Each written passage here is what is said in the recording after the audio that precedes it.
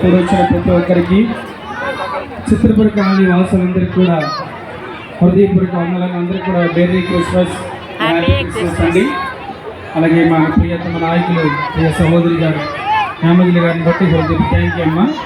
సంతోషంగా ఇప్పుడు Christmas programme సంతోషంగా మన ప్రియులు గౌరవనీయులు అనిల్ కుమార్ గారు వారి బృందం ఎంతో కూడా ముందుకు వచ్చి ఈ విధముగా జరుపుకోవడానికి హృదయాన్ని వారు విశాలపరిచి ఎంతో వారు అద్భుత రీతిగా ప్రభు యొక్క ప్రేమను బట్టి వారి విధంగా జరిగిస్తున్నందుకు ప్రభుత్వ మహిమ ఘనత ప్రభావములు కలిగిన గాక.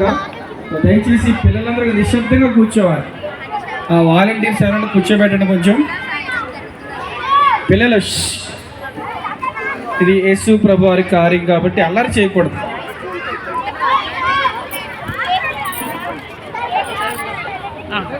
పిల్లలు దయచేసి చాలా ఇబ్బంది కలుగుతుందమ్మా, అల్లరి చేయొద్దు, క్రమశిక్షణగా ఉండాలి. దయచేసి ఎవరు అల్లరి చేయొద్దు ప్లీజ్, అర్థం చేసుకోవాలి. వాళ్ళ పేరెంట్స్ ఎవరు ఉంటే చక్కగా కొంచెం చూడండి అమ్మా దయచేసి ప్లీజ్ అండి. వాళ్ళ పేరెంట్స్ ఎవరన్నా పిల్లల్ని అల్లరి చేయకుండా మంచిగా కూర్చోబెట్టండి వాళ్ళని. దేవునికి మహిమ కలిగిన గాక. మరి సర్వసాధారణంగా చాలా చోట్ల చాలా ఊర్లో ఫెస్టివల్స్ పండుగలు జరుపుకుంటూ ఉంటారు. ఆ పండుగలు అనేవి ఆ ఊరికి సంబంధించినవి కానీ, ఆ రాష్ట్రానికి సంబంధించినవి కానీ, ఆ దేశానికి సంబంధించి ఉంటాయి. కానీ ప్రపంచమంతా కూడా జాతి, కుల, మత, వర్ణ, వర్గ ఏ భేదము లేకుండా జరుపుకునే అద్భుతమైనటువంటి పండుగ అని కాదు, కానీ ఇంకా ఎక్కువగా సంబరాలు జరుపుకునేది ఏమిటయ్యా అంటే అది యేసుక్రీస్తు ప్రభు వారి యొక్క జనన దినం. యేసు ప్రభు వారి యొక్క పుట్టుకను జ్ఞాపకం చేసుకోవడం అది చాలా సంతోషకరం. ప్రతి దేశంలో ప్రతి ఒక్క వ్యక్తి కూడా ప్రతి ఒక్కరు డిసెంబర్ మాసం అంతా నవంబర్ 25 నుంచి దాదాపు జనవరి 5 వరకు కూడా ఈ దేశాన్ని కూడా జాయ్ఫుల్ డేస్, చాలా సంతోషంగా ప్రభువారు మన కొరకు జన్మించారని ఆ విధంగా జరుపుకోవడం జరిగింది.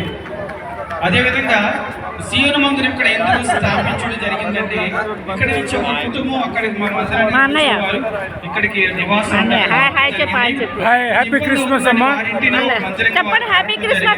ఎవరికి హ్యాపీ క్రిస్మస్.